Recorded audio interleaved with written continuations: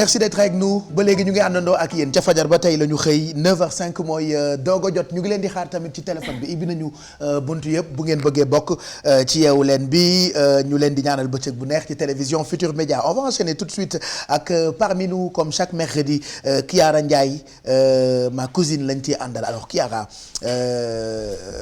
beaucoup de gens sont parmi nous et am na loo ci def pour ñoom. Voilà, mais tout d'abord, avec l'aide de la régie, comme je te disais au tout début, je voulais vous montrer quelques petites choses concernant la Pâques qui vient de se passer. Donc, la première photo, ça concerne les papes. Si on peut la voir, voilà, le pape Francesco, qui a lavé et embrassé les pieds des réfugiés musulmans, chrétiens et hindous lors de la Pâques. C'était un geste symbolique fort contre les attaques terroristes de ces derniers temps.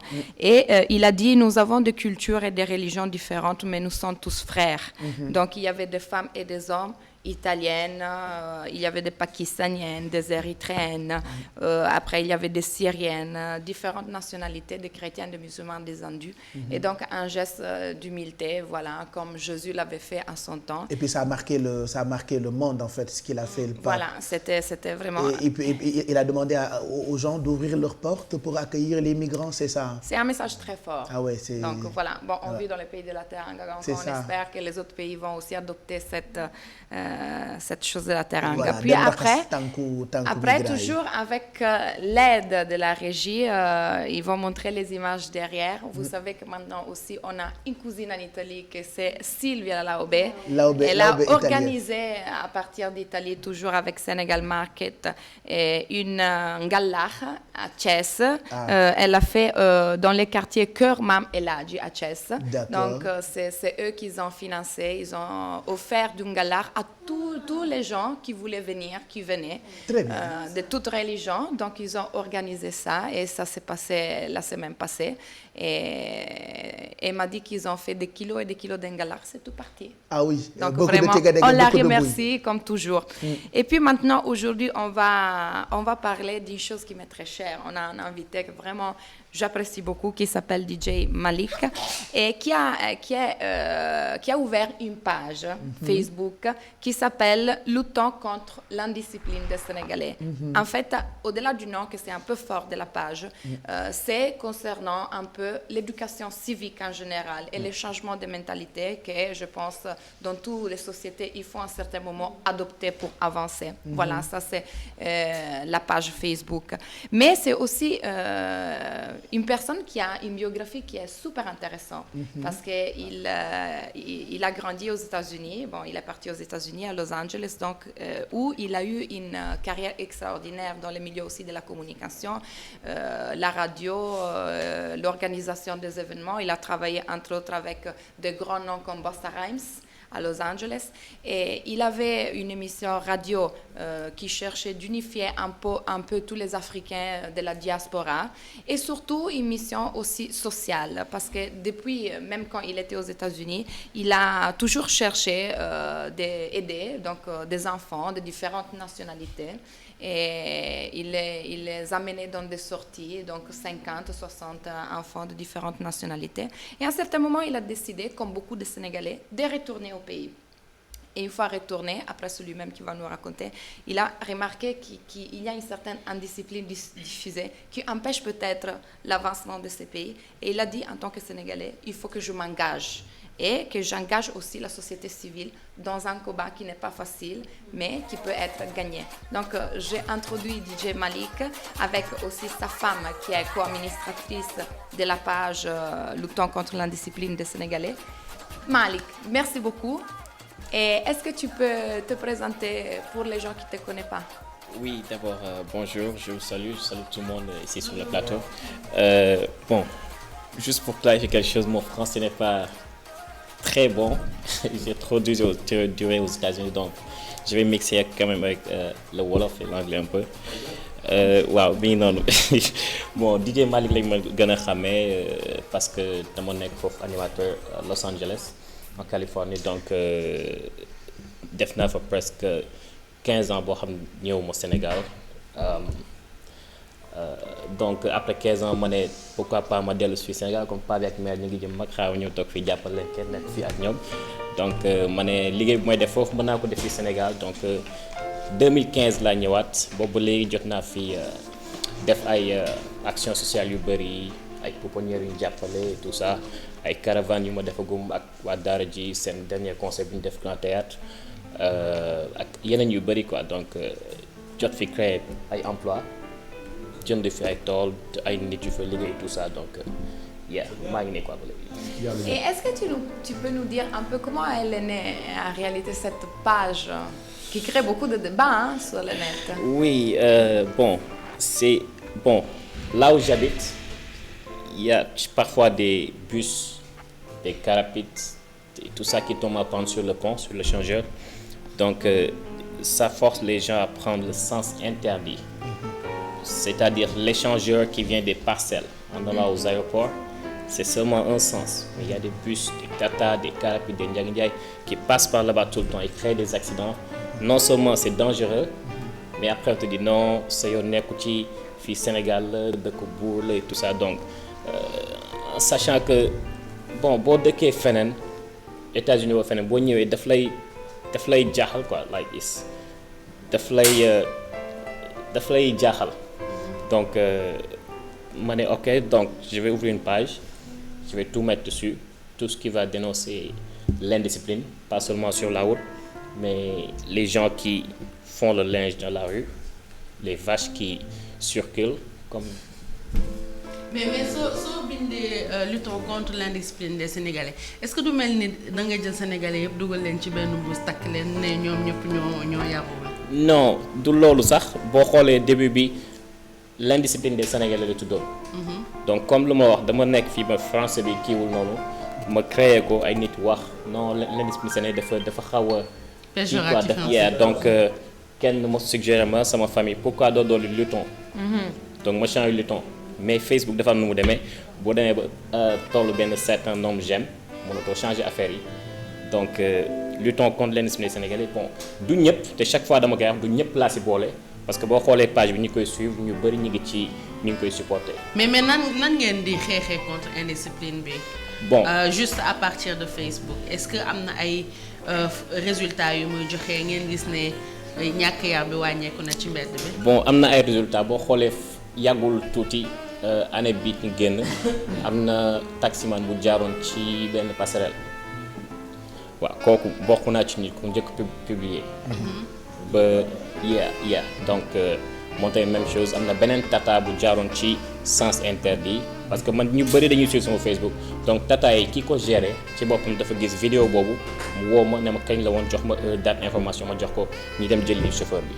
mais est-ce que ça veut dire que da nga am équipe bu nekk sur le terrain ou bien yow da ngay dugg di jël ay images. Bon di ko. man sama bopp dama am sama équipe am sama matériel bopp. samay caméra sama micro cravate sama tout sama soxla ma xaar ma kenn.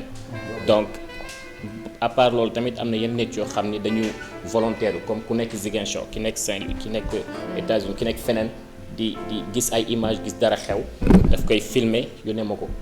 ci page bi wala par WhatsApp. ñi ngeen filmer mosuñu leen indil ay problème. Non. à part ki doon saw ki doon saw nee na la bu ma filmer. Bon kenn du wax bon. gis nañu ko filmer wu ma la pare di ko filmer. Bon man parce que lu bëri comme boo xoolee ci page bi dina am vidéo credit dinaa posté ma def vidéo credit tour nit yooyu mooy yi nga xam ne man filmé moo ko wala photo credit bu dee man maa ko filmé damay jël responsabilité comme boo xoolee am na 2 policiers yu ñu filmé woon ñi leen jox xaalis et tout ça jël nañ ko tout ça donc du man maa ko jël mais sama page la nekk lu ci mënti xew je prends ma responsabilité. Oui, moi je voulais me connecter à ce que aussi Bijou, la question que Bijou elle avait fait. Effectivement, oui, Facebook peut-être il faut des autres après moyens pour développer une stratégie vraiment qui puisse changer les mentalités. Mais c'est important aussi une confrontation avec les gens. C'est important aussi conscientiser. Donc que les gens aussi s'assoient. Et ils puissent réfléchir que peut-être des comportements, même si on est tellement habitué à les faire, comme jeter par exemple, on a un sachet d'eau, on jette, c'est mauvais. Mais si il y a aussi un endroit virtuel où les gens ils nous disent pourquoi on le fait, ce n'est pas bien, ça peut nous aider à nous asseoir et réfléchir sur ces comportements. Il y a beaucoup de gens qui sont sur cette page et ça crée beaucoup de débats, hein, parce que les gens, il y a qui sont favorables, il y a des gens aussi qui se posent des questions, mais il y a aussi une participation parce que les gens, peut-être, ils envoient des photos et ça aussi, il faut penser qu'effectivement, ils ont commencé à réfléchir dans ce sens. Ce que tu fais, ce n'est pas bien. Bon. Et c'est une réflexion qu'on doit faire chacun d'entre nous sur les petits gestes quotidiens. Et puis, je voulais aussi demander à Malik, il y a un caravane qui se prépare pour le 15 mai. Oui, le 15 mai, je prévois 75 voitures ou plus, 100 scooters, des rollers, des bus, Taka, Demdik, tout ce qui est transport en commun, Ndiagandiaï, Karapit, taxi, Tando et tout. Pour y participer. Donc, c'est prévu le dimanche 15 mai à 16h. J'ai la liste du trajet, je vais poster ça après sur la page. Donc, pour tous qui souhaitent y participer, bon, voilà la page, vous pouvez me contacter là-bas. Voilà, et je voulais conclure un peu avec un résumé parce que peut-être beaucoup de photos sont liées au code routier dans la page, mais ce n'est pas seulement ça. Il y a aussi un projet d'éditer des flyers qui peuvent aussi, comment dire, avec des gestes à bannir, ainsi que de bonnes pratiques. Et je lis la liste, donc c'est respecter les codes de la route, ne pas salir, faire la queue correctement, la courtoisie en conduite, entrer dans la rue, ne pas voler les couvercles de bouche d'égout et les panneaux de signalation, ne pas barrer les rues pour des festivités sans autorisation, les entrepreneurs qui cassent les goudrons et les laissent ainsi. Et voilà, la corruption, la médisance à tous les niveaux. Vraiment, je les félicite et j'espère que ça puisse être une motivation. C'est très intéressant en tout cas. Hein. Voilà. Nous demandons à tous les Sénégalais, vous comprendrez plein de choses en tout cas. En tout cas, oui, merci beaucoup encore pour avoir été avec nous. Et j'ai conclu un petit peu parce que tu n'as pas remarqué. Ah, elle est trop belle, elle est trop belle, elle est jolie. Regarde, c'est joli. Donc, c'est Fa Couture à Sotrac Mermoz. Je donne juste le numéro 77 443 78 50. Mais lève-toi pour qu'on voit un peu la robe. Ouais, c'est magnifique. Ah, elle est trop belle. waaw benn mbagg la ko def seede yàlla waaw benn mbagg rek mais te titiyee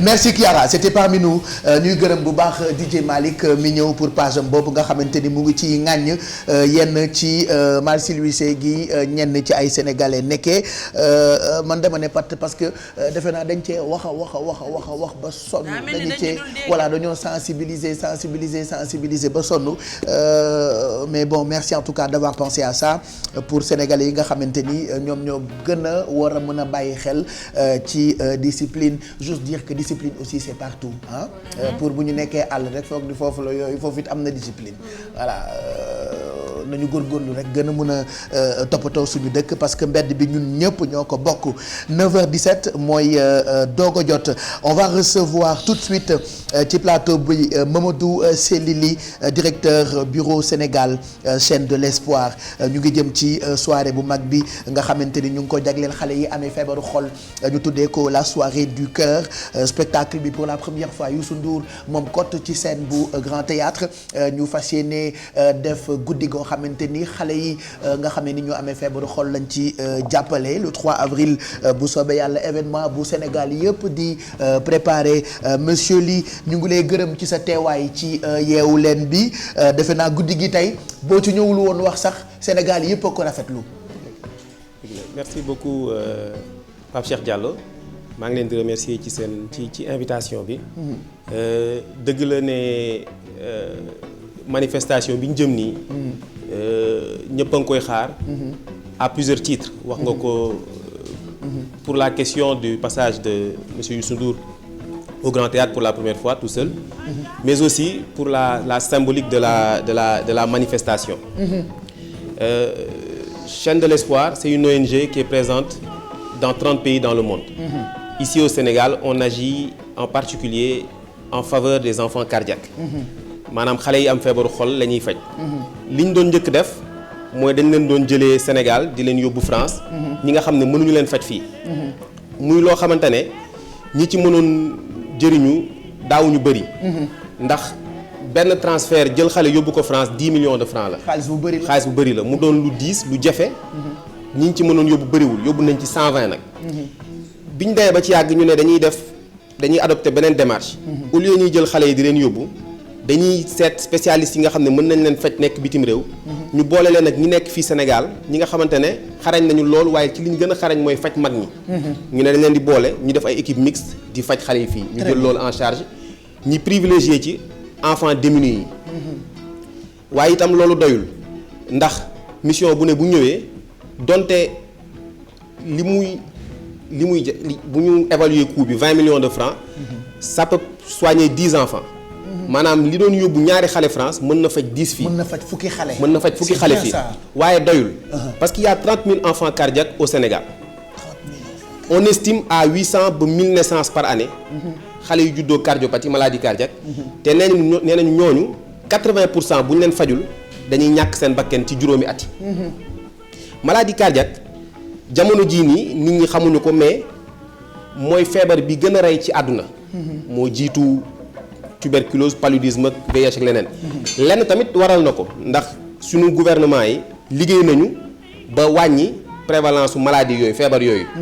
terewul léegi maladie yu bees yi mooy diabète ak hypertension artérielle ñoom ñoo war a nekk priorité.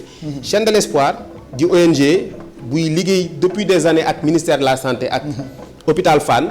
ne léegi au lieu ñuy jël xale yi di yóbbu wala di indi ay équipes yu faj li gën mooy ñu def fi benn structure buy mën a faj liste d'attente bi am yëpp ak liste d'attente yi nekk ci sous-région bi du tabax bi kese formation bi ci la bokk équipement bi mais di projet boo xamante ne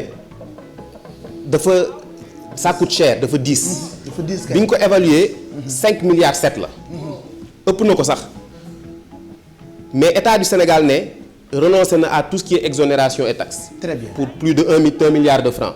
jox ñu foncier boo xam ne dépassé na valeur boobu. ñun ñu indi 5 milliards 1 ak suñuy partenaire fondation Komo Chaîne de l'Espoir Komo ñu indi 5 milliards 1. ñu ne dañuy tabax du ñu exploiter dañuy may état du Sénégal bu ñu paree. mais dañ koy gunge ci 5 ans.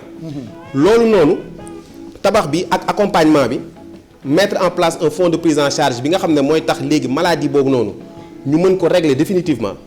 5 milliards 8 yi 5 milliards 7 5 milliards 8 ñu am ci 5 milliards 1 bi ñu xoolee ci personnalité Sénégal yi ñi nga xam ne war nañ ñoo mën a jàppale ñu dem seeti seen kilifa monsieur Youssou Ndour président groupe Futur Média bi ñu demee seeti ko waxtaan ak moom mu ne dina investir ci projet bi jàppale ñi nga xamante ne ñu ngi souffrir ci maladie boobu. mu ne li muy njëkk def du ma ne sax li muy njëkk def parce que mu ngi ak ñun depuis le mois de juin.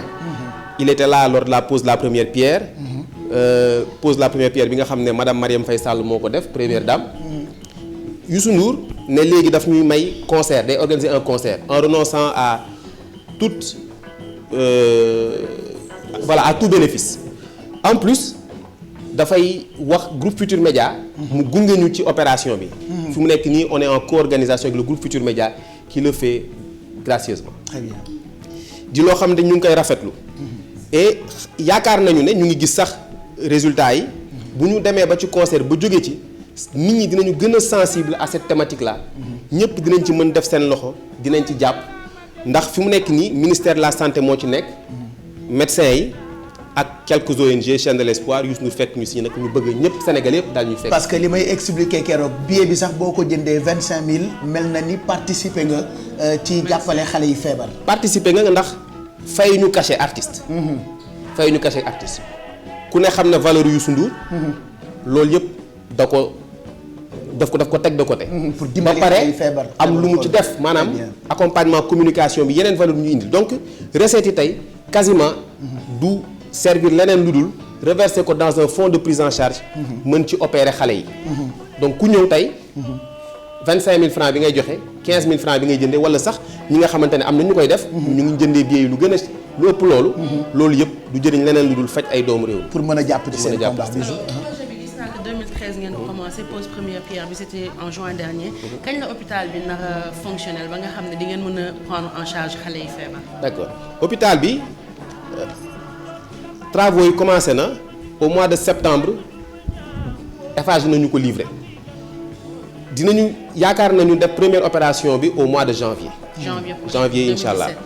et on espère très rapidement mën a def 500 opérations à cœur ouvert par année ba noppi gis en consultation 10 000 autres à travers yoo xam ne mën nañ bénéficier d'autres activités de soins yu dul opération. et je pense que muy sax pour Sénégal c'est-à-dire dootuñu yëkkati kenn di ko yóbbu bitim réew muy gën a metti mën nañu dem sax ba bu ñu fajee suñu doom yi am feebaru cardiaque yëpp sax yeneen i dëkk ji ñëw itam di profito ci suñu xam-xam parce que suñu médecins yeeg ñoom seen am nañu xam-xam bi ci war. waaw en fait li ma ko bëggoon laaj rek mooy sama mbokk yi nekk Tivaouane par exemple xale yi fa juddoo bëgg jot ci li nga xamante ne mooy ndimbal bi yan procédure la ñu war a mën a def pour avoir accès à ça. waaw projet bi ni ma leen ko waxee sànq du immobilier bi kese. dafa am benn accompagnement buy am autour. dinañu mën ci à partir de maintenant médecins yi sax commencé woon nañ ko def waaye dinañ ko gën a densifier. des campagnes de détection. dans les zones reculées. terewul am na ñoo xam ne identifié nañ leen déjà comme ay malades cardiaques. ñooñu bu centre bi ubbee il suffira simplement à leur médecin de référer leen hôpital Fann. ñu mën leen inscrire sur les listes d'opération. jël leen en charge bu dee seen pathologie dafa soxla ñu opérer ko. voilà formation médecin yi commencé na. formation médecin bi commencé na fi mu nekk nii yónni nañu 7 praticiens médecins anesthésistes chirurgiens ak infirmiers au Vietnam. voilà ils sont là-bas pour 6 mois. bu ñu dellu see ñeneen daal di dem am na ñu yónni Toulouse am na ñu ñuy waaj yónni Rome. pour ñu am des équipes autonomes. yoo xamante ne après dinañu mën a former waat ñeneen ci ginnaaw. pour que sur ce plan-là. Sénégal am autonomie véritable. et li Pape Cheikh doon wax luy am la lu ñu fas yéene la recevoir yeneen dëkk yi. ndax dëkk yeneen yi monsieur le ministre Youssou Ndour mës na ko wax ci benn interview yeneen ñi ñu ngi fay ubbi ay satellites. ñu ngi investir Mali fu mu nekk ni lu tolloog 2 milliards de francs. pour def fa benn centre de cardio mais du mel ni suñu bos. mais dafay permettre dëkk yooyu di préparer seen malade yi nga xam ne dañu soxla opération. ñu daal leen yónni fii ñu mën leen jël en charge. très bien en tout cas je pense que c'est très clair rendez-vous donc le 3 avril inch'Allah ci Grand Théâtre ñu ngi lay gërëm bu baax Mamadou Selili directeur bureau Sénégal chaîne de l'espoir lan mooy nekk message bi pour sénégalais yi en attendant spectacle bi. waaw nañ jàpp nañ ñëw rek nañ ñëw jàpp ci seen combat. ci combat bi ci suñu combat parce que combat au Sénégal ci suñu combat pare di remercier véritablement ce ne sera jamais assez. di remercier l'investissement du ministre Youssou Ndour. merci et évidemment liggéey bi nga xamante ne fekk si na ci madame le ministre Awa Marie Coll Seck. ak ay équipe am depuis des années. ñu ngi remercier ñëpp sénégalais na ku ci ñëw na xam ne jàpp na ci liggéey bi. merci lu mu ndaw xaalis boobu bu ñu ko dajalee dina opérer au moins benn xale sénégalais. merci beaucoup ñu ngi lay gërëm bu baax monsieur Ly merci d'être passé nous voir ñu gërëm tamit bu baax waa chaîne de l'espoir est-ce que xam ngeen ni en même temps yéen ñii seetaan mën nañ leen may ay billets pour ngeen fekkee guddi googu ak Youssou Ndour ak Super Étoile ci kaw ngeen woote ñu ngi leen di xaar ci téléphone bi 9h27 mooy doo ko jot laataa ñuy dem ci Exidex ak ça peut arriver Alfie mënoo lire ba pare ngay lire non mu ngi téye dossier yi comme si. tey Alfie nga yeewoo. daal selfie nga jàpp. Paa ma tey aayoo de di xool quoi ah. non mais franchement ah. mais li mu wax tey quand moom même nga yeewoo. li mu wax c'est important. déggoo dara lu mu wax yaa ngi woon ci leneen Alfie. c'est touchant quand même. waaw c'est quand même touchant parce que cardiaque quand même mi nekk na feebar. am na souvent ay nit yu ñuy seet si fii di indi seen ay doom yu amee feebaru xol feebaru cardiaque des fois nga dem Albert Royer fi xale yi nekk amee feebaru cardiaque sa yaram day daw boo amul doom sax da ngay. soo amul c'est des feebar yoo xamante ne soo amul moyen. c'est difficile.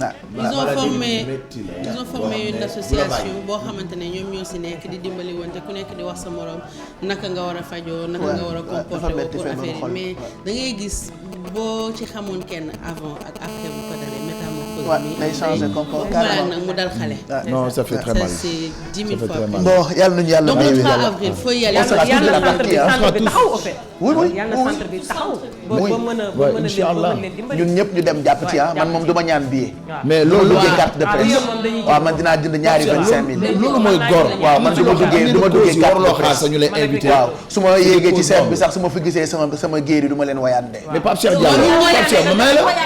soo wayaanee da koy joxe wayaanal après nga joxe donc ko. aussi yokk s'il vous plaît. après nga joxe ko. mënu ko da ko mënu. si rek sooga Alé Ndiaye. waaw. enveloppe bu kaki ba ñëw. nga yokk ko nga jox ko ci xale yi. ma xaaj. doo xaaj sax ma xaaj da ngeen bëgg ma xaaj. xaajal Pape. ma xaaj am lu ma téye joxe leen li. après nga joxe ko.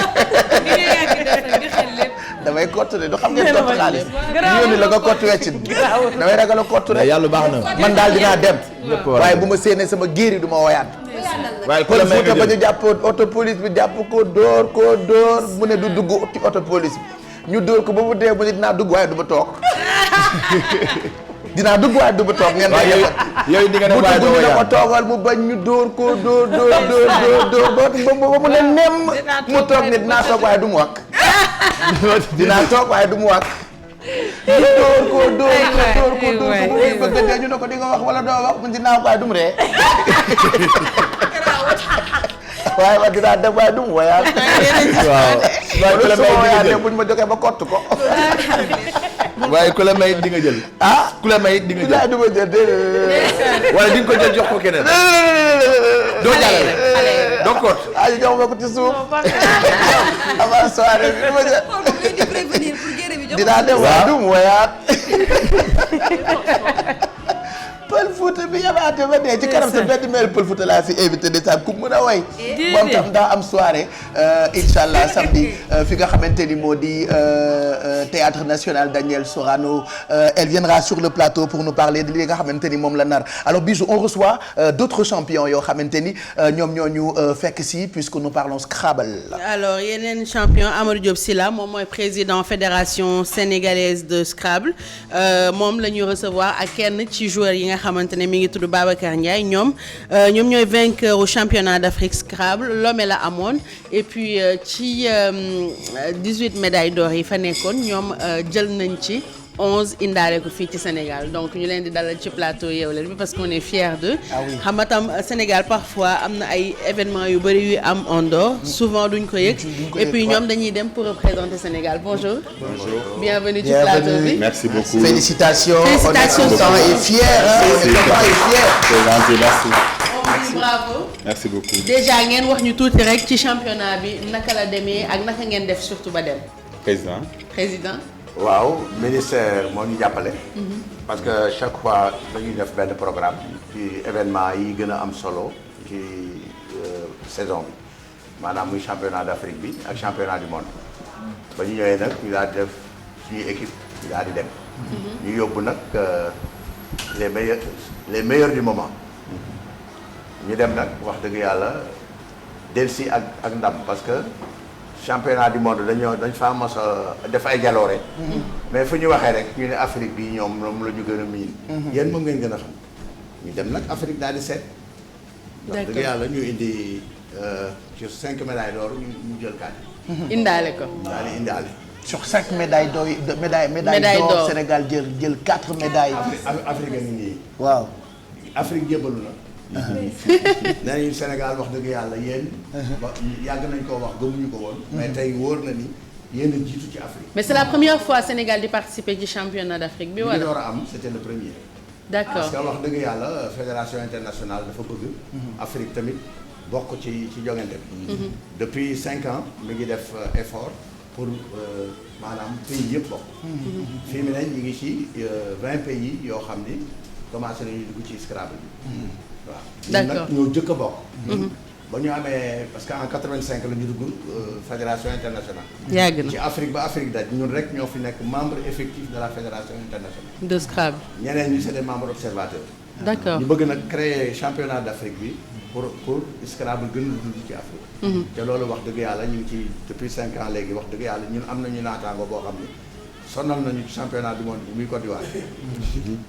parce que bu njëkk danaan def festival bu ndaw di pour ñuy daje. pour ñuy daje. di dem def nañ ko ñeenti at mais Côte d'Ivoire moo jël yëpp. ñu ne nag Afrique nag léegi premier championnat bi nag ñu ne ñun kat mënuñu koo wuute. nekk championnat du monde te warul tax ñu mën a kii taxawal. ñu bañ a dem Afrique. ba ñu ñëwee Côte d'Ivoire wax dëgg yàlla ñoom seen émission télévisée def nañ ko le lundi même. wane ni Sénégal a leen jaaxal. parce que lan daan jël yëpp gis nañ ni tey Sénégal moo ko jël kon dafa mel ni benn revanche la tey. c'est ça donc ñu ngi xaar déwén au Gabon danañ ko defanteeg ñun parce que wax dëgg yàlla en 8 ans ñoom def nañu effort bu mara détail. médaille ya fa nekk yëpp ñun ak ñoom ñoo ko séddoo. d'accord d'accord mais en 8 ans wax dëgg yàlla la ñuy def macha allah. d'accord ñun nag on vit un peu sur nos lauriers. war nañoo jóg suñu bopp. waaw quand même moi je voulais ñu wax tuuti ci discipline boobu ñu wax ci Scrabble naka ni mu mel Sénégal est-ce que ñu ngi koy pratiquer bu baax pour di dem ci compétition yu mag yi. xam nga Scrabble ñëpp koy def. nga waxaale ci micro bi waa pusal leen ma ko micro bi tuuti ñu mën a dégg président parce que li muy wax defe naa am na solo. waaw ma ne Scrabble fii pratiquement ñëpp koy def. waaw waaw. mais ñu bari dañ naan bu ma amee jotam wala def ko daal powukaay. passe-temps la en fait loisir passe-temps lañ ko jàppee. mais dafay passe-temps boo xam ne dañoo dem ba ci biir. gis ni dafa am njariñ. mu jur njëriñ dëgg la. parce que day yokk xam-xam. xale yi ci dugg yëpp tamit n'est-ce pas wax dëgg yàlla seen cursus scolaire dafa aw yoon. amuñu benn Scrabble boo xam ne am na déchet scolaire. ñu xam ne nag léegi fi mu ne Scrabble po googu muy wax mooy powum baat la. ca powum baat lan lay indi. mooy xam baat bi ngay wax. vocabulaire. bu yàggee boo ko mënee bind macha allah. ca xale yi léegi dootuñu lire dootuñu bind. bu leen joxee sujet ni ñuy def. donc échec scolaire bi fii mu ne ñun mooy suñu xalaat. te façon bi ñuy bindee léegi Scrabble mooy xewal daf leen yàq. mooy outil bi nga xam ne dana mën a delloowaat. niveau mu aw yoon. parce que kat fii mu ne tey bu ma doon wax journaliste yaa ngi nii bari macha allah. mais ku ma ni woon verbe mouvoir au futur à la première personne. man mouvoir laa lay wax sax man mi uuf bii rek mouvoir laa lay wax wala mouvoir sans problème nag. waaw pour génn naturellement. waaw beneen bi tamit table de multiplication nee nañu benn rek moo ci jafe. muy 7 fois 8. mais bu ko wax mu taxaw xoolaat. dëgg la de. parce que xale bi moom day dem miin yooyu ba nga xam ne lu ñu ko tegal maasawal da koy lekk kii ko ba pare digéré ko. du taxaw. xale bi cursus scolaire am dañ koy assuré. LMD mooy lan. licence master doctorat. waaw moom loolu lay xalaat moom du xalaat lutte. mbalax danse waaw. yooyu loolu moo tax ñëpp a ngi koy joué. mais ñu wutal ko nag un code. ba xale yi dugg ci gis nañu nag ñi ko teel a def. maanaam ci 13 ans 12 ans Arona Gaye ngi nii mooy suñu exemple. moom 13 ans la dugg ci Scrabble. gagné championnat du monde en 2000. waaw. en peu de temps. moom Ndongo Samba si la commencé 14 ans defoon na reportage ci yow. et pourtant dama na doon wax ana xale boobu ñu defoon reportage en 2000 te da nga màgg ba am biir bu rëy. voilà dama ko doon waaj a laajte en fait. yow 2000 noo toll. oui je faisais le journal des enfants sur la RTS moi. mu naan ana xale boobu kii dina ma rey. mais est-ce que ëppale woo ma biir. mais maa la mag quand même. non tuuti est-ce que du man maa la màggee lu bëri sax. mais nous sommes fiers parce que tey jii bu ñu demee ba lu mel ni football ak yeneen discipline yi di yëkkati drapeau bu Sénégal ñu am xeetu discipline intellectuelle bi lii dafay yokk sagu Sénégal à travers le monde lan la autorité yi def pour jàpp ci. waaw loolu mooy problème bi nag yaxal question bi nag. loolu mooy question voilà autorité yi xam nga macha li yàq dëkk bi rek yenn saa yi yëfu politique la. li nga xam ne buñ ko deful coow bari. dañ koy def. mais li nga xam ne bu ñu ko deful coow du am. quelque part dañ ne kon bokk nañ jublu ci leneen. mais fii dañuy préparer jeunesse bi pour ëllëg. parce que ñun ñi ñuy former ñi ñuy encadrer ay cadres la ñuy doon demain. dëgg la comme li ñuy wax émergence ak yooyu mais émergence kenn nga ko mën a defal mais ki xam émergence. ki xam ci xale yi sax lay ki xam enjeu yi. ki mën a dem ba nekk un cadre boo xam ne il est vraiment très compétent. ak ki xam ni ñu koy bindee grâce ak Scrabble. donc ñun ay cadre la ñuy former. alors saa waay mi il est docteur il est docteur S lettres. donc et docteur S économie. donc yëf yaa ngoog daal mais daal ñun dañuy jël ci wàll ni pomme muy am njariñ la ñuy def. waaw. alors am na kenn koo leen àndal muy Babacar Ndiaye. ñu bàyyi ko rek juste nga wax tuuti ci championnat bi naka nga ko dundee naka la demee woon bi ngeen demee Lomé. Bonjour ñu ngi leen di nuyu ñun. Conjugue-moi d'abord le verbe mouvoir au futur. Je m'oeuvrer. D'accord man de m'ouvrir laa non m'ouvrir la ñuy wax m'ouvrir tu as raison ñu ngi leen di nuyu yéen ñëpp seen tur ak seen sant dañ leen wax ni championnat bañ fay dem aussi am nañ ay difficultés. gars yi bëri bëgguñu ko ndax joueurs yi ñu programmé woon yëpp mënuñoo dem ndax 20 joueurs lañ bëggoon yóbbu. ministère après 10 kese la mën a yóbbu. te bañ demee ay Côte d'Ivoire ay Congo Cameroun ñoom ku ci nekk au minimum indi nga ay 17 joueurs. loolu tax classique ñun international. classique kese concours de danse sax bu dee day siggil Côte d'Ivoire dañ koy jël ak.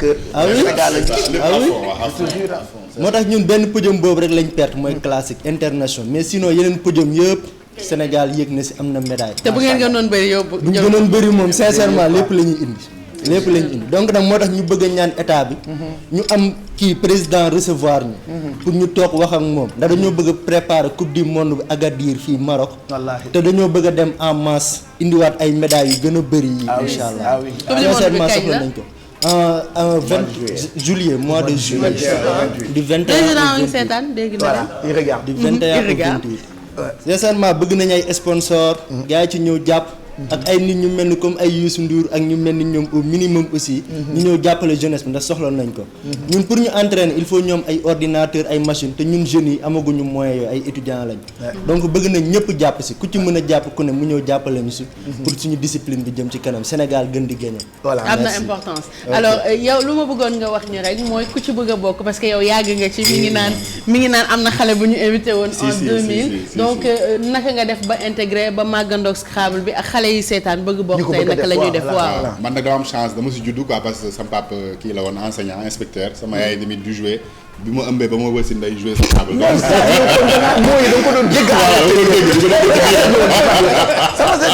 sama classe de guerre ay wax yi rek la ñuy wax. donc bi ma day xale aussi yàlla defoon ma am tuuti xel. donc dama jël temps yi aw ma ordinateur sax. tu attendais les mots ma amoon ay anticonstitution. voilà après nag ma jël jàng lépp amoon naa xel daal bi mu nekkee xale. te daaw ma génn yu bëri ma jël dictionnaire jàng ko de A à Z. ma jàng lépp ak yooyu loolu nag atu boobu la. après moo tax sax nekkoon naa vice champion du monde à l'âge de 14 ans. en 89 il y a 27 ans. donc du ma xale quoi yow da nga teel dem RTS moo tax. yow xale nga dem RTS je me rappelle quoi boobu xale nga dem RTS mais man du ma xale. parce que il y a 27 ans laa nekkoon vice champion du monde. ma jaaxal tubaab bi sax affaire si loolu. maa leen ñu ne ñu woon lu ma nekk loo xam ne du sa langue nampoo ko. nga di ko réciter ba yow ci tubaab bi. mais parce que Sénégal dafa am génie Sénégal tey développement émergence dafa war na am ba lu tax. Sénégalais bu nekk am na lu ko yàlla may. c'est vrai mais kenn du ñu fonk nit duñ ko jox cëram. loolu moo tax mais ñun ñi toog ku nekk am na lu la yàlla may ko keneen. wallaay dëgg la ñun nag li ñu bëgg rek mooy ñu jàppale ñu Scrabble bi. mu dem parce que lu tax. xale boo formé Scrabble ñu ko statistiques yi ñëpp dañu réussir foo dem si àdduna.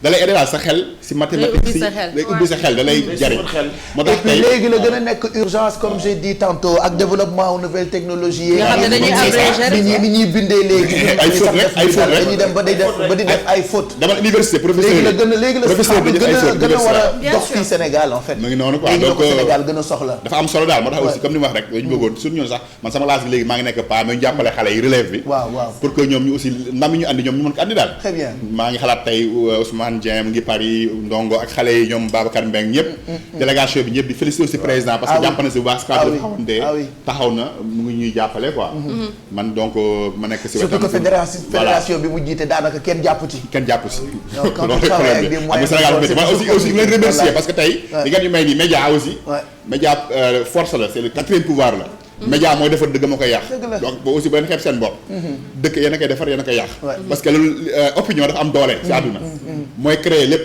donc tey développement Sénégal yéen acteurs yu mag ngeen ci donc mu ngi leen di féliciter di leen remercier ci invitation bi ak ouverture bi ñu leen defal bi ñaan aussi mu am collaboration bu ëllëg aussi autorité yi bu ñu déggee lu ñu wax ñu du ko def bu ñu ko defalee aussi ngeen may ñëw fii wax ko inshallah pour que ñu obligé leen parce que ñoom yéen rek la ñu ragal voilà bu loolee la ñun duñu faale donc yéen vraiment mu naa leen di féliciter di leen remercier merci à vous adresse ak peut-être numéro fédération bi waaw yokkal après nga jox ñu pour terminer rek adresse ak numéro téléphone pour ku ci bëgg a jàpp li ma ci bëgg a dolli mooy on a une légion étrangère très bien comme ni football amee ay Senef ñun am nañu ay Senef te Senef yooyu wax dëgg yàlla ñoo ñëw jàppale ñu n'est-ce pas am na ku ñuy wax Ousmane Dieng kenn xamu ko woon 2008 la commencé très bien moo dem fële jaaxal gars yi am nañu tamit Matar si la may mujjul ñëw ndax problème calendrier donc vraiment àgg nañu foo xam ni léegi il faut Afrique pour ñu mën koo conquérir ñooñu ñëpp ñu mën di leen jàppale yéen tamit comme li ñuy wax mën ngeen ñu jàppale émission télévisée mën nañ ko def assurer ko jàngal xale yi au niveau des foyers dem ba dugg ci biir moo tax yéen seen télé bi baax na mais nag nañ ko ubbi ñi nga xam ne tamit dañuy mën a inshallah Bouba Ndour mi ngi leen di suivre xam naa ni moo njaga du ñàkk ñu jot ci loolu parce que amuñu spectateur li ñu mën a dimbali mooy li ñuy wax rek un mécène mécène day ñëw ku ci jàpp man damaa bëgg xale Sénégal évoluer ñu jàppale leen inshallah léegi numéro bi ak adresse pour jàppale leen juste pour finir sama numéro waaw buñ leen mën a woowee rek waaw 77 569 12 54 merci beaucoup Merci beaucoup si seen passage ci plateau bi à très bientôt. Merci fortement. Bon courage pour la suite. Bonne continuation. Merci. Allez, bonne soirée encore. c'est vrai que am na ay discipline yu riche yu fi nekk yu sagal Sénégal mais kenn jàpp ci quoi yu ñu war a yu autorités yi war a jàpp sax bu baax yu war a jàpp et puis comme ñoom niñ koy waxee Babacar moom yàgg naa ko xam bi mu nekkee xale ba léegi dañuy toog seen kër boo fa demee moom ñoom ba gis Scrabble lañ lay tegal tout le monde joue et moom dafa demoon ba jox ñu ñun ñi doon ànd ak moom sax grande sœur l'envie de jouer tout le temps bu ñu nekkee école am benn pause teg Scrabble bi commencer jouer t'apprendre de nouveaux mots boo ko xamul ngeen dugg ci dictionnaire bi ne non amul et puis bu fekkee dem ngeen ba xam ne mot bi am na vous savez ce que ça signifie man de koko bati laa ci mujjee bindu ñu ne ma amul ma sax ci ne am na fas sama koko bati di ngeen amul dictionnaire bi à la maison ñu prouver doo xool ay dictionnaire yooyu da ngay fas sa kanam yow tamit koko bati bu ma naree daanu xamoo li may def man koko bati laa wax koko bati mifaforologie yooyu yu fort yooyu laay bind en tout cas on les ñu ngi leen di gërëm bu baax muy équipe nationale de Scrabble ñoom ñoo ñu woon seet suñu maintenant on va jàll ci li nga xamante ni moom la ñu Exidex préparé voilà ah oui ah ouais Exidex il faut que jàll ci li nga ñu préparé quoi allez donc Pape Cheikh il y a un sourire candide waaw dóor la war a tudd waaw mais pour l'instant dama nekk ci dóor yi waaw après dóor yi am na beneen donc ay pàcc la actuellement pàcc dóor laa nekk waaw pàcc dóor laa nekk d'accord tu vois mais après nam yeneen pàcc ay indiscipline tu vois yëpp dana ñëw ay thème la voilà ay thème la donc ñu seetaan dóor bi après dellu si waat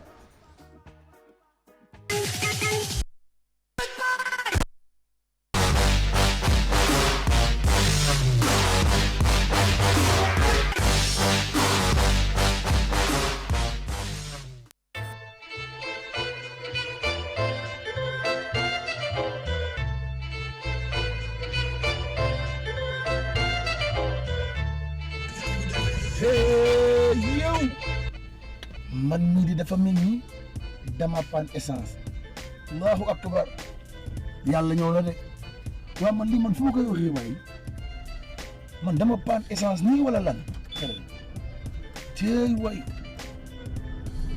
waay lii de mooy pan essence nag lii de mooy ñàkk classe quoi waa léegi nu may def waay mais c'est compliqué xaaral rek léegi daal xam nu may def xaaral ma ñëw dóor kenn dóor laay def waaye man bi nga waroon def fii may puus oto ma xam ne maa ñàkk fayda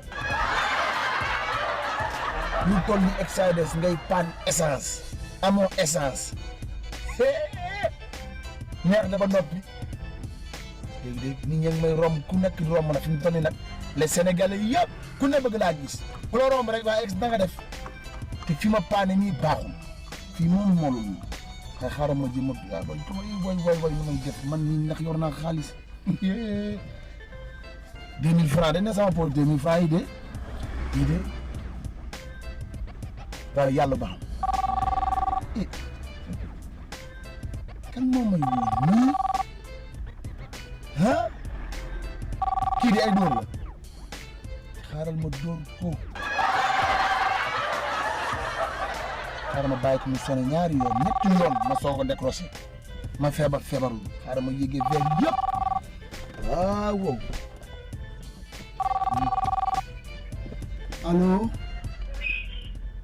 kooku la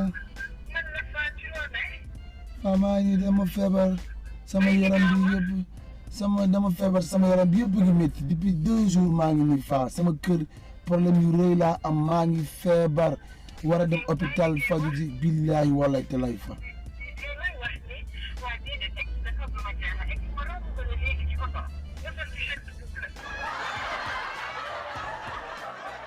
non faa kooku du man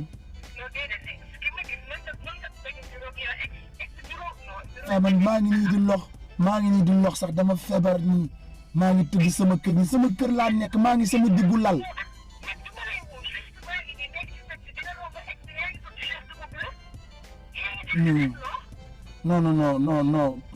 non est-ce que juumuloo faa man maa ngi sama kër nii maa ngi sama kër ñëwal maa ngi sama kër nii maa ngi feebar bay lox yoruma xaalis dara yoruma ko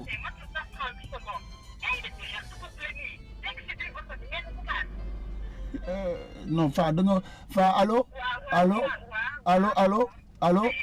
allo xaaral ma coupé tey mu neex nag lii de mooy fen nag ñu jàpp ma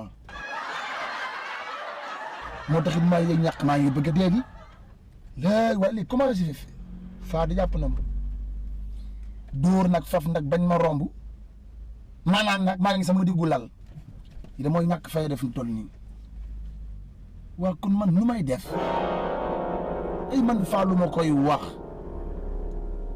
xaaral ma jéem a dóor keneen rek fii de mën naa fi war a mën dóor keneen xaaral léegi tout de suite waaye yal na ma yàlla suturaal waay yal na ma yàlla suturaal waay te man bu ma kenn romb rek allo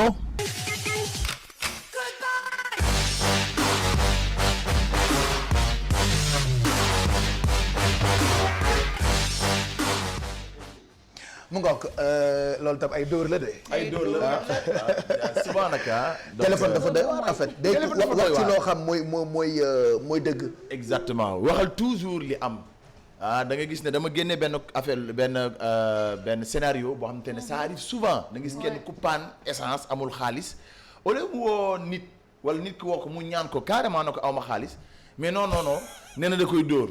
fab nag ki muy dóor rus na koo ñaan peut-être rus na koo ñaan directement wax ko donc parce que star la xam nga donc du ñaan quoi voilà donc nag mun na léegi maa ngi sama diggu lal faf kooku romb ko ci taxi te kooku da ko romb ci taxi gis ko woo ko donc da nga gis ne xeetu dóor yooyu dafa am waaye toujours rek ñuy ñaax aussi askan wi ne leen waaw c'est pas une honte et c'est pas une fin en soi c'est pas parce que da nga panne essence que da nga war a ruus tu vois ça arrive mën na la dal parfois les day dal ñëpp ñëppay banque ñëppay kale ñëppay kale en plus mun nga fàtte sax recharger non parfois sax di nga gis kuy jëlale station am na gis ñoo xam te ne dañuy jëlale ñëppay kale voilà en tout cas merci je rappelle que c'est des ay mbir la yu nit yi di dund ñu koy reconstituer waat di leen ko wan pour ngeen di gën di moytu di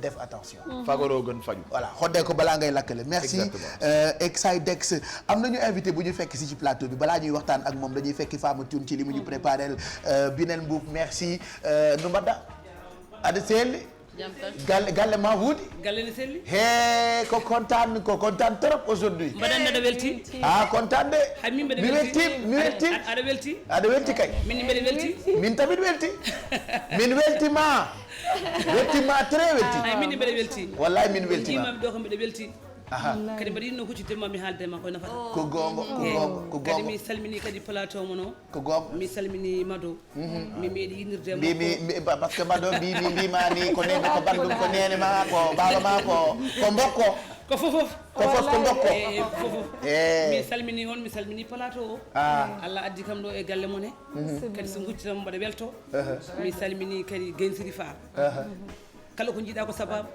ko Allah sababu fof kadi moƴƴani ardemi ha ɗo ko sibbo makko ɗum addimi ɗo henne ko gonga e Saydou Ba ko gonga eyyi neɗɗo kadi ko gonɗo wallahi neɗɗo ko banɗo neɗɗo ko banɗo Sodi Diallo dëgg la Bakko Pullo Diallo ko Pullo Diaw ko Pullo si ko Pullo Buub ko Pullo Diallo kadi ko Pullo Diallo ko Pullo Kan ko Pullo Dee ko Pullo Li ko Pullo Seck ko Pullo Yaay ko Pullo Tuun ko Pullo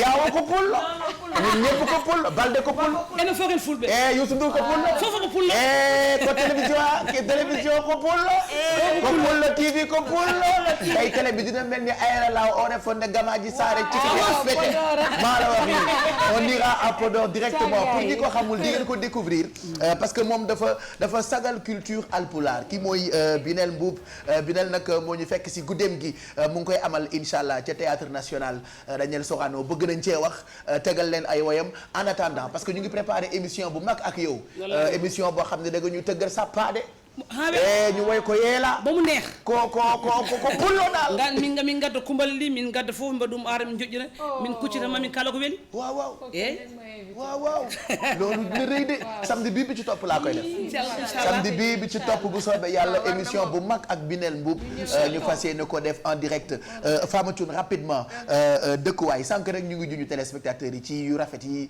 ñu mën a def ci kër yi ñoom peinture ak ñoom seen alors te ñi nga xamante ne ñoom ñoo koy def fii la ñu dëkk metti wuñu jàng nañ métier bu baax te miin nañ ko ñu dem seetaani koo xamante ni mu ngi tudd Abdou Kanté alors moom artiste peintre la day décorer def peinture yu rafet en même temps di def ay tableau d'art nañ ko dem seetaani ngeen xoolaale li muy liggéey.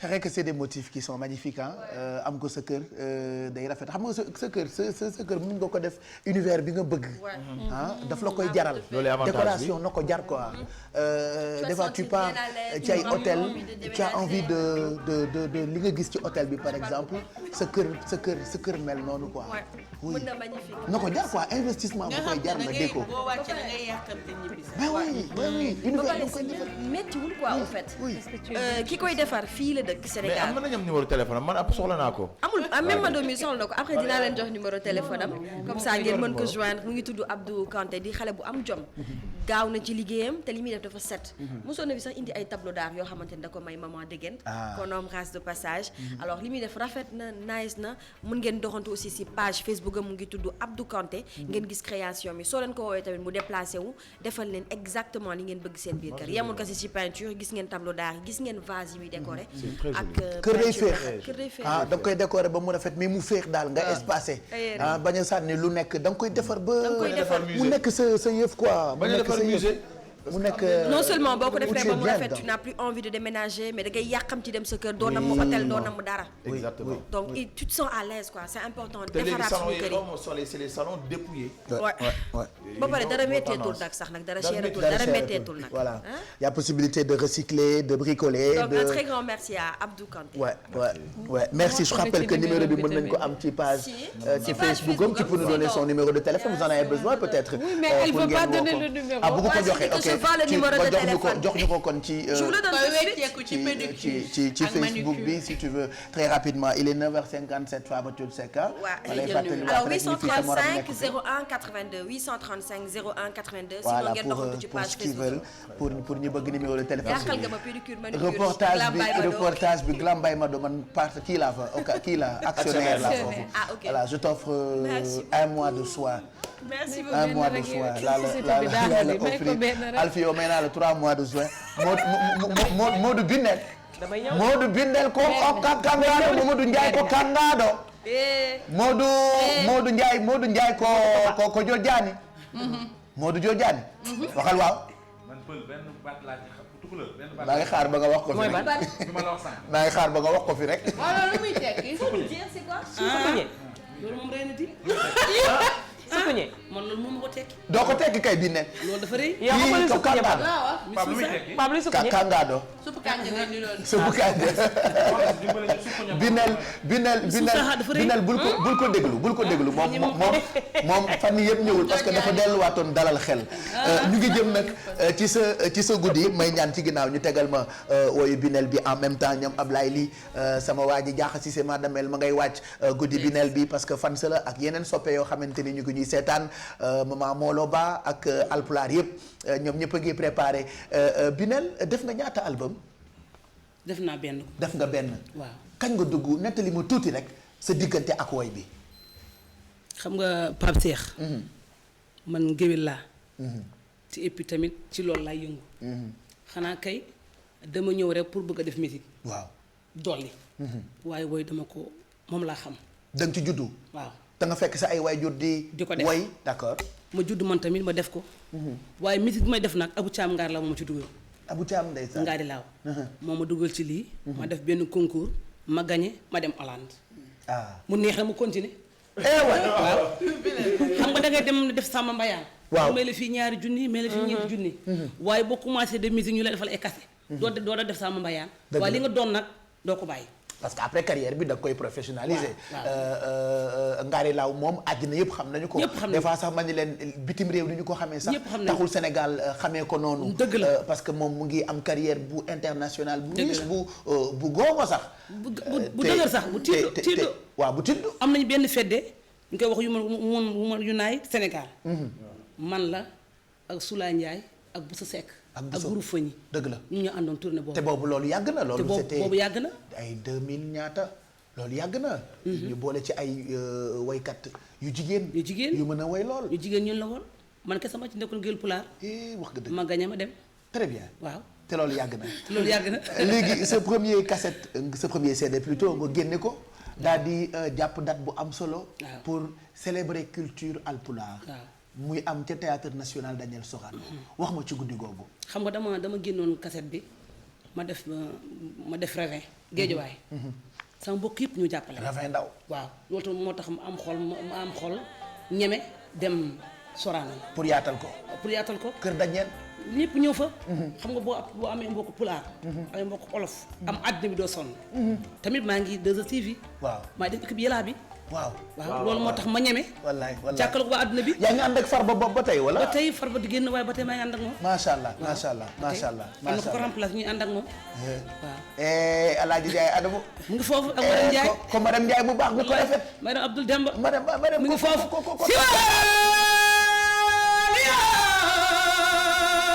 ndeysaan. Silama Hañana. madame Ndiaye moom la. wallaahi.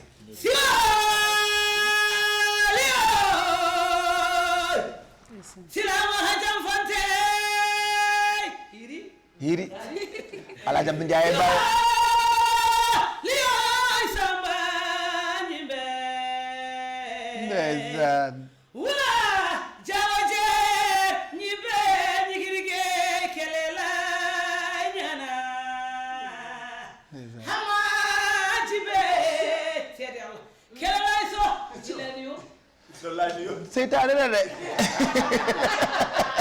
seytaane la rek buñ ñu yabal moom Fama Thioune moom seytaane rek bu ñu yabal TFM la moom fii ba përëw rëw la rek bu ñu yabal rek ñun nii rek mu toog nii di tisóoli te sirisit ba yàqu ne dafa tisóoli noonu may leen ñu kili bu binel ko gong seytaane bu ñu yabal bu ñu jëlee seen TV rek indi ko fii la kii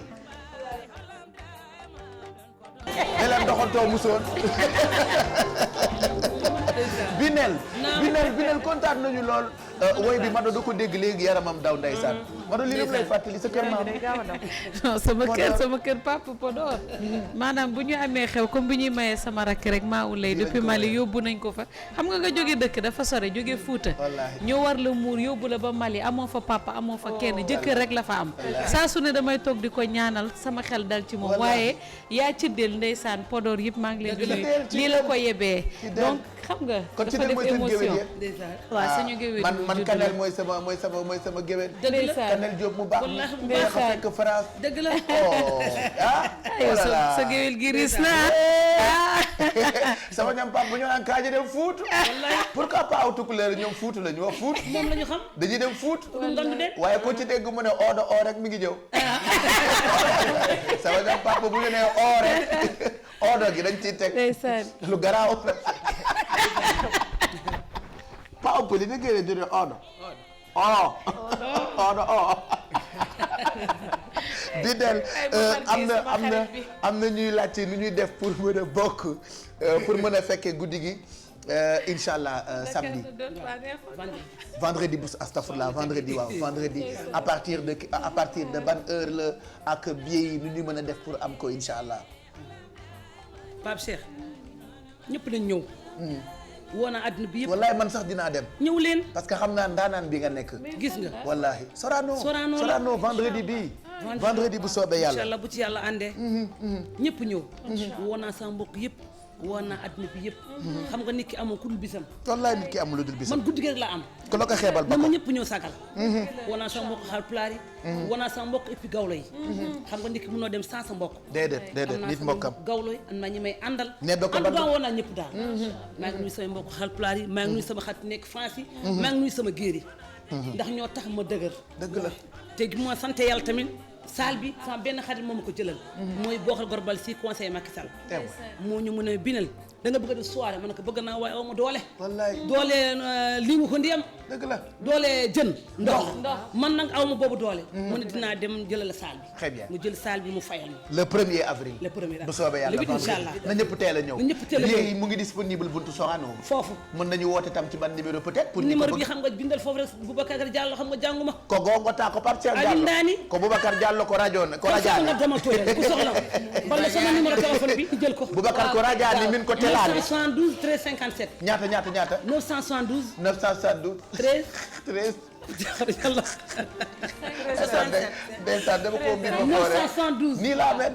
rek 972 13 57 fu ko soxla waaw na woote wallahi na ñëpp ñëw jënd billet yi wallahi ko go ay hundata manko yo fuude fo ar yo adno fo ar su ma leen gisee rek kontaan na wallahi yéen tamit ngeen ñëw wallahi maa ngi sant nag gay siri nag waaw gay siri Fall gay sa géer la dégg naa maa ngi koy sant baax gay maa ngi sant Abooki Jaw maa ngi koy sant sama xarit ci ball la mu ngi fii ci Almadi maa ngi sant Aïssatou Mody Mbodj moo ma solal li ma sol rafet na de leen naa ñëw war a jàkkaarloog yéen xam nga yéen bu ko ñëw ci foog mu taxaw dëgg la ndax yéen da ngeen rafet macha allah dëgg la plateau bi dafa rafet mais bul fàtte bu ñu jógee nag ci guddi gi vendredi incha allah ci samedi bi dinañu jàkkaarloo ñun ñaar def traditionnel bu neex won ko sénégalais yi woyal ñu tuuti rek balaa Mamadou Mouhamed Ndiaye di ñëw pour tëj ak revue de presse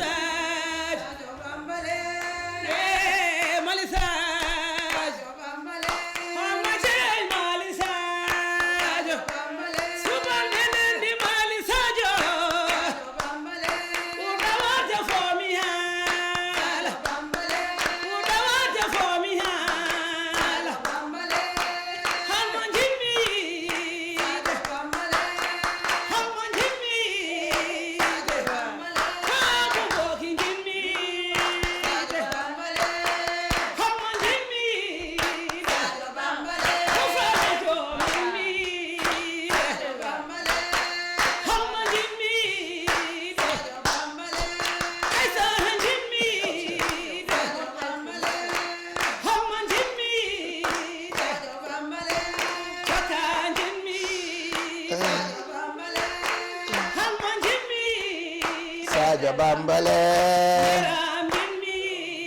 Sadio Bambale Sadio Bambale Sadio Bambale Sadio Bambale Sadio Bambale Sadio Bambale Sadio Bambale Sadio Bambale Sadio Bambale Sadio Bambale Sadio Bambale a Fari Tour bisu ba dëgg la Sadio Bambale Sadio Bambale Sadio Bambale Sadio Bambale Sadio Bambale Sadio Bambale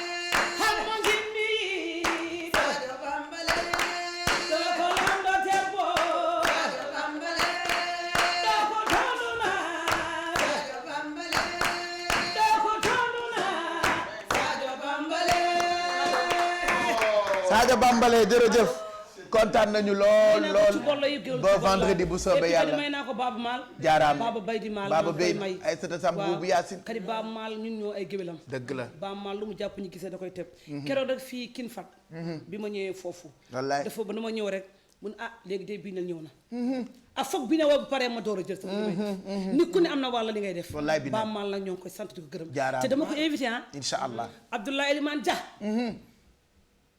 moom laa def pare. waaw nit ku baax. Abooki Jaw moom laa def pare. ko gox. ana ni. monsieur le maire Matam. Mamadou Modou Jaw borom terrain keroog bu ma demee ziar Thierno Samassa. damaa may terrain. te naxuma de dama may terrain jox ma kayit yi. dëgg la. ku la defal loolu doo ko fàtte. dëgg la maa ngi nuyu nag Asuba. loo gis yoon la. moo ma jël fii. mu ne ma kaay dem ziar Thierno Samassa ma dem ci avion ñëwaat ci avion. ma dem ñu may ma kër. bi ne li ci des ñu ko denc ba vendredi. waaw maa ngi nag nuyu Daouda Moussa Dia. ñi nga war a nuyu ñu Daouda Moussa Dia maa ngi koy nuyu. léegi loolu ñu bàyyi ba samedi ci émission bi. nga gën a étaler. le 8 bu leen ko fàtte nag. waaw le 8 avril bu leen ko fàtte. waaw saa leen boo leen defee yeewu leen delloo ko ci jàllale. jeex adduna ko meere. jaaraama wala jaaramoon jaaraama. merci on jaaraama. jaaraama àlla reeni. Ouyul Mohamed Ndiaye ak Réji yow kay taxaw revue de presse te def. muy ree di dox nii. gis nga TFM da ngay ñëw nekk demi dof boo fi defee ñaari at doon double dof. c'est incroyable en fait. c'est vrai muy dox di ree mais ni moom lañ doon wooye Sadio Bambale gi binel mi wooy boolewu la tëdd déggoo mu ne Mohamed Ndiaye Sadio Bambale waxu la ko de lu leer laa la wax ah Sadio Bambale faritu noonu la la woowee yow tam xamoo ni mbokk mado yi yow tam ñii da nga leen di dox ndoxu dex ñu naan lu leer laa la wax de Sadio Bambale man ba Apollo sunu maam ba mu ñu daan woyal Sadio Bambale dinaa wax li la dal sama maam daf ñu daan woyal bi ñu nekkee xale. Mohamed Ndiaye ñu bàyyi la nga rafet. sama maam daf ñu doon woyal bi ñu nekkee xale. waaw merci. j'ai parfaitement raison. c'est-à-dire barki Serigne Touba télé bi Alfie yéen a ngi fàttaliku bi mu fi doog a ñëw. Alfie boobu nekkatu fi dem na Suisse bi Alfie bu bees la. ñëw léegi double dof la directrice la. ba pare nee na 150 la ñu jëndee ñun ñëpp. looloo mën a xëy yow yokkoo sax prix bi. Modou Ndiaye. man dama xamul lu muy doon ji rek. kan moo loolu sa ji daa neex yow. kontaan sama télé bi ay double dof yow kan moo loolu sa ji daa neex. waaw dëgg la. wala ji la xaxataay. yow ah yow baat yow la Pape Diouf fooyal mooy bi dee ba dee ba dee dee ba dee dox di rëy mel ni ku ñu ne da ngaa rafet wala da ngaa coofee wala da ngaa sol lu rafet ma ngay dox di ree rek. daa kontaan ça va. dox di ree Mohamed Ndiaye arrêté baax na demal ci revue de presse bi gaaw. nga ne double dof laa xaw ma. double dof kay. non nee na ba fi ñëw. xam nga dof bi gën a naqaree faj. mooy bi leerul kenn. déedéet xam nga ki dofee ci génn kër neex naa faj mais ki nga xam ne kër gu ne dafaa dem jël faj ndof. fu ne mu jëlee fa ñaari kilo ndof. moo la mooy léegi ma ñaata ndofe laa fi ëndaale. da nga dof ndax su dee double dofe laa fi gaare. Mohamed Ndiaye yëgoo ni semaine bi mu demoon daa faju ji woon daa wéru. ma xam loolu. ay nagam naan suul de. Modou Ndiaye du ñu demee de presse. yaa ci des kay. c'est dommage jërë ngeen jëf avec la dof. Pape bu ko décoté. dama après nga fayu après nga fayu. après nga fayu. non ba wax ko. ba wax ma. après nga fayu dégg nga. jërë ngeen jëf ubbil yéen kaay. ubbi l'observateur. jërë ngeen jëf ubbil l'observateur. dañ ko ubbi ma ngoog Pape na ne ŋàpp voilà Aliou Cissé entraîneur équipe nationale bu Sénégal moom la observateur xëy. waxtaanal Aliou Cissé crache sévérité maanaam ci gàttal daal li mu jàpp ne dëgg la kon ci équipe nationale bu Sénégal ak ni mu toll li ñuy football ak ni ñu leen di critiquer loolee lépp moom Aliou Cissé waxtaan na ko ak journaliste observateur yi mu di Idrissa Sané muy envoyé spécial bi yéenekaay bi xëy ñu ci tegal ne lu aju ci li nga xamante ne ji mooy kàddu yu Aliou Cissé dénk journal observateur mooy nee na Sénégal entraîné ko doon entraîneur doon na loo xamante ne ji jafe na nee na it match yi donte sax ni ñu footballee mënoon na fee gën a rafet mais li am solo Aliou Cissé nee na daal mooy ci ñaari match yi juróom-benni point yi lañ doon wut am nañu ko laas xëy dikk ak ñun ci équipe nationale bu Sénégal ak li ñu football keroog seen digg ak Niger yéenekaay bi nañu ñaari bal ci benn lañ leen dóor léegi li am ba des mooy gaynde Sénégal yooyu seen benn tànk ma nga kon ca Coupe d'Afrique ba ñuy waajal ca Gabon atum 2017 populaire moom it xëy ci dellu siwaat li mu gis mooy gaynde yi am nañu benn tànk ak genn wàll ca Gabon maanaam lu tuuti kon moo leen tere ñu yegg ci qualification yi yéenekaay bii di Stade xëy ci dellu siwaat CAN 2017 Niger Sénégal yéenekaay bi xëy ñu xamal ne gaynde yi qualifié nañu daanaka Stade moo wax loolu moom Stade yéenekaay noonu ne la ci dellu siwaat ba tey mu tegal ñu ci ne li nga xamante ne ji Aliou Cissé def na ko moo gën li fi Alain Giresse defoon moo gën it li nga xamante ne ji moom la fi kii di Amara Traoré def yooyu la éliminatoire ak Sénégal ak ni mu footballé seen digg ak Niger Libération moom it xëy nañ ci dellu siwaat Gabon 2017 yéenekaay bi nañu gaynde yi roppalaan bi ñu war a jël ngir dem maanaam ci gàttal seen qualification des na ndax il faut que ñu footballaat beneen max soog a mën a dem ca Gabon ñu dem ci populaire mi xëy dikk ñun ci xëtamu njëkk ci ay jafe-jafe yu am ca Grand Médine yéenekaay bi nañu fit naa nga fay xeeñ lan moo xew yéenekaay bi ni mu ko waxee bokk na ci ay kër yu ñu fa war a tuxal maanaam jëlee leen fa ndax foofee nga xamante ne ji fa lañ nekk dafa am tali bu fa war a jaar askanu Grand Médine ne du ci dal duñu ñu toog di ko seetaan. La Tribune moom xëy ak ñun ci li sûreté urbaine def mu di alkaati yi ndax daal dafa am benn livre boo xam ne dañu ko bind ñu ngi ko bindee ca Tunisie livre bi nee nañu dañ cey xotti wor may gën gi mbindeef tax kilifay réewum Sénégal jël dogal ne livre bi bu ñu ko jaay ci réew mi yéenekaay bi nañu waa sûreté urbaine dañoo demoon kon ci librairie yi ngir xool ndax livre boobee ma nga fa am déet loolee yéenekaay bi moo ñu ko xëy wax Grand Place moom dikk ak ñun ci maire bu Médina mu di Bamba Fall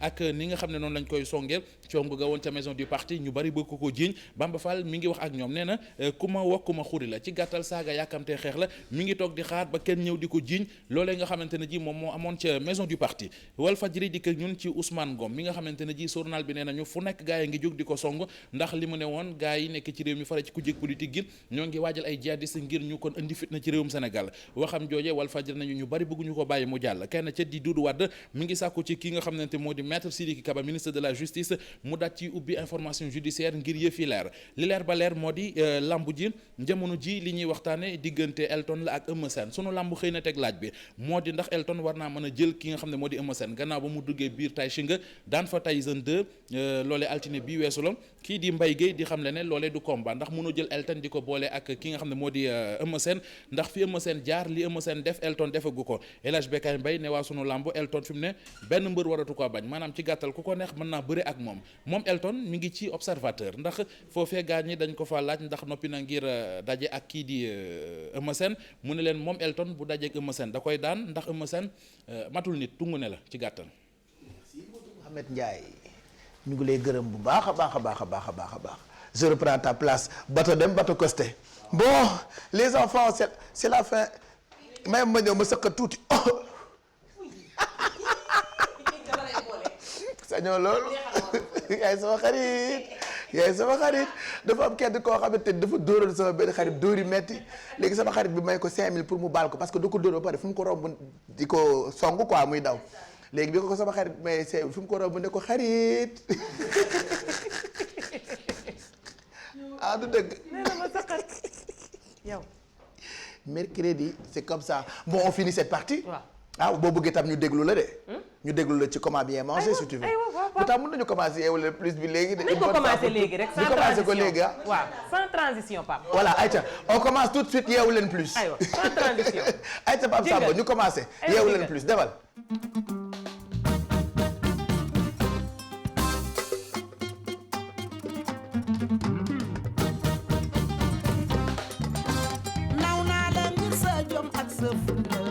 Pape Cheikh Diallo garmi baami naw naa la ngir sa jom ak sa fulla Pape Cheikh Diallo garmi baami Pape Cheikh Diallo danga bëgg sa réew yaa ngi dundal la cosaan yi naw naa la ngir sa jom ak sa fulla Pape Cheikh Diallo garmi baami waaw tax nga ba góor ñi jëflante lu baax yaa ngi bay sa waar ci réew mi naw naa la ngir sa jom ak sa fulla